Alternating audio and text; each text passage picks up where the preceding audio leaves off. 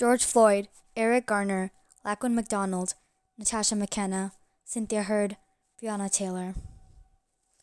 These are only a few names of the many victims of police brutality. Since the murder of George Floyd, police brutality protests have broken all around America. It is up to us, as a nation, to listen to these voices and take action.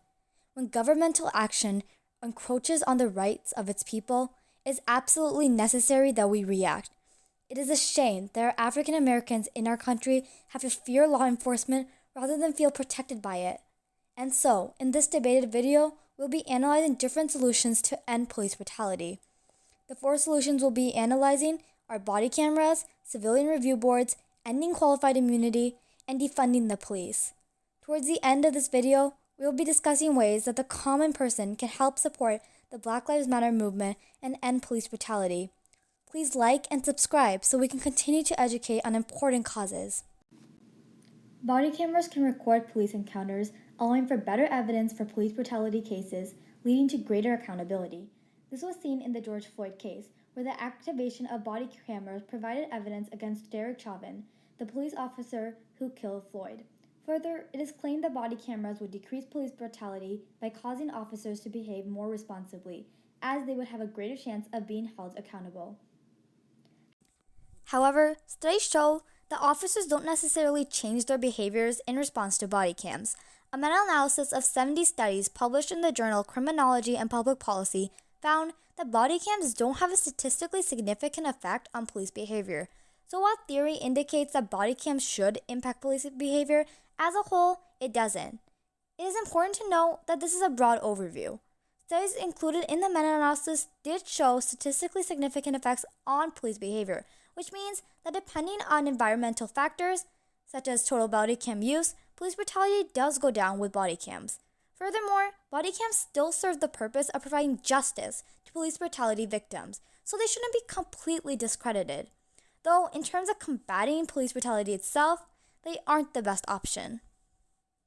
Civilian review boards are an organization of citizens in an area who have the task of investigating cases of police misconduct. Once the police have finished their investigation, these appointed citizens are given the files and information used to review. Additionally, some boards may conduct their own inquiry. The case for civilian boards lie in increased officer accountability. If the Civilian Review Board operates separate from the police department itself, then more police brutality cases can see an unbiased review.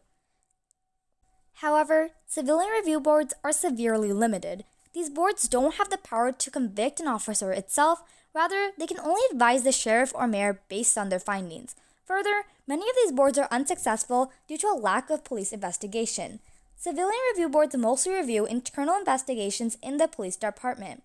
But if the police department itself chooses to ignore a complaint, the Civilian Review Board never reviews the case. A prominent example of low investigation rates in the police department can be seen in the case of Derek Chauvin, the police officer responsible for killing Floyd.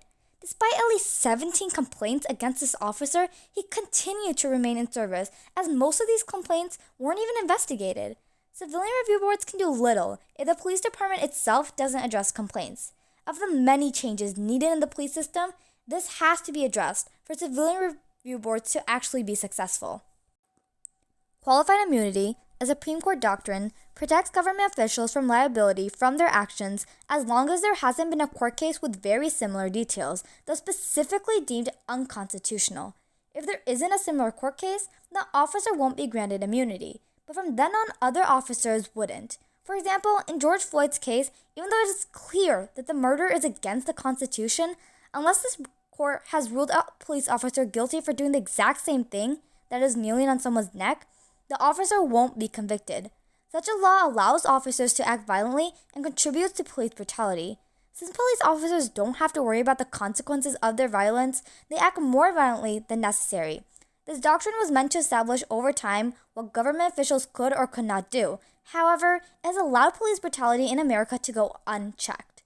It is important to understand, though, that even if qualified immunity was removed, police officers would still have more leniency than the average person. The Supreme Court allows police officers to use fatal force if they can prove that they were in danger. Therefore, supporting qualified immunity on the basis that police officers have to make split-second decisions is incorrect. police officers who have a legitimate reason to use force will still be protected by the law. Eliminating qualified immunity will make it harder for police officers who purposely and unnecessarily hurt the innocent to escape the law. When a police officer is aware that he or she will face consequences for unnecessary force, that is when a decrease in police brutality will be seen.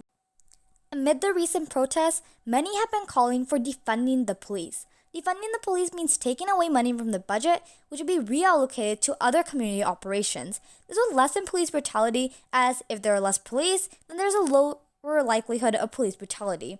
The money saved from defunding the police would then be reallocated to meaningful crime prevention programs such as education and job training. Instead of attempting to punish crime uncivilly, defunding the police would allow to prevent crime from happening in a civil manner. However, defunding the police would likely cause short-term problems, as a reallocation of funds wouldn't yield results instantly.